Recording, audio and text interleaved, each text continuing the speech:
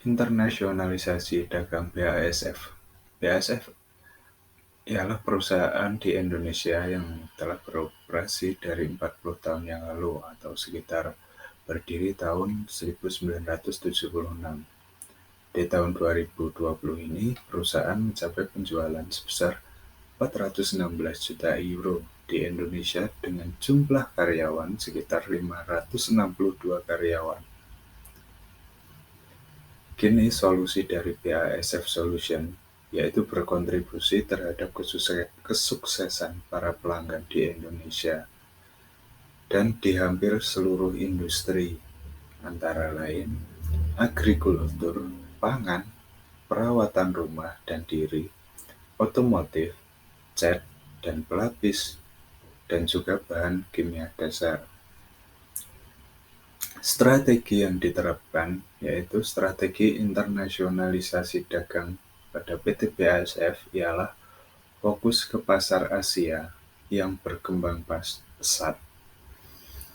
Menurut data dari web yang ada di BASF ialah kenapa menuju pada tren pasar Asia yaitu tren GOP dengan beberapa analisis yaitu pertumbuhan populasi, digitalisasi, dan juga yaitu China merupakan pasar terbesar dan ekonomi yang melingkar. Berikut strategi yang diterapkan pada PT BASF Indonesia yaitu pada inovasi dan keberlanjutan. Dalam inovasi dan keberlanjutan, pertama yaitu fokus khusus yaitu pasar ekonomi sirkular. Dalam hal ini,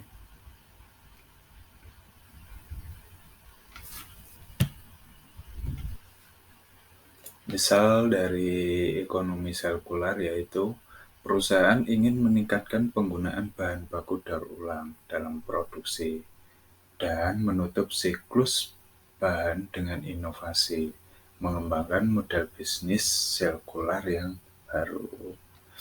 Inovasi berkelanjutan diterapkan sejak tahun 1994. Pendekatan ini mencakup seluruh rantai nilai, mulai dari pengadaan yang bertanggung jawab dan keselamatan serta efisiensi sumber daya dalam produksi, hingga solusi berkelanjutan bagi pelanggan kami. Selanjutnya yaitu BASF ialah perusahaan pemimpin pemikiran atau inovasi dalam keberlanjutan, penelitian dan pengembangan, dan menjadikan tuntutan pelanggan sebagai bagian yang lebih besar, meningkatkan relevansi keberlanjutan dalam proses kemudi bisnis dan model. Contoh atau misal dari inovasi tersebut yaitu misalnya dalam daur ulang bahan kimia, teknologi baterai, produksi bahan kimia dasar rendah karbon, dan digitalisasi pertanian. Strategi selanjutnya yaitu portofolio dan produksi. Akuisisi dan divestasi dilakukan guna mengarahkan perusahaan ke area pertumbuhan. Selanjutnya yaitu portofolio produk yang komprehensif, menghasilkan kekuatan produk di masa sekarang dan masa depan yang terletak pada konsep verbal dan rantai nilai yang terintegrasi. Yang dimaksud yaitu pasar Asia merupakan peran penting dalam pertumbuhan PT BASF di masa yang akan depan. Untuk memperkuat posisi kami di pasar Asia, yaitu perencanaan untuk membangun situs verban terintegrasi di Tiongkok Selatan. Pembangunan pabrik ini pertama dimulai dari tahun 2020. Portofolio produk kami yang komprehensif yang berkisar pada bahan kimia dasar sehingga solusi sistem khusus memungkinkan kami memenuhi kebutuhan pelanggan yang semakin beragam dengan penawaran yang berbeda-beda.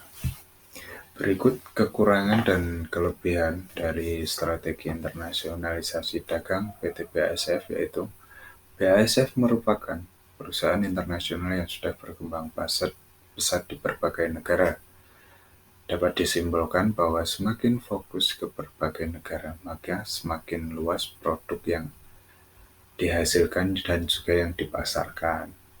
Inovasi di berbagai produk development memaksimalkan bahan baku yang diproses dan meminimalisasi limbah. Misal, bahan limbah tersebut dapat diproses lagi menjadi bahan baku maupun bahan jadi atau scaling. Yang ketiga yaitu memuaskan pelanggan dan menjadikan mitra berkelanjutan produk perusahaan tersebut. Kekurangan dari strategi internasionalisasi dagang PT BASF yaitu semakin banyak anak cabang perusahaan dalam dan di berbagai negara, maka semakin tinggi juga risiko yang akan dihadapi dalam situasi politik dan ekonomi di negara tersebut.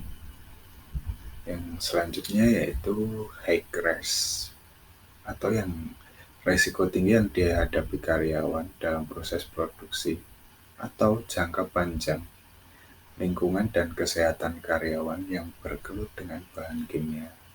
Sekian, terima kasih.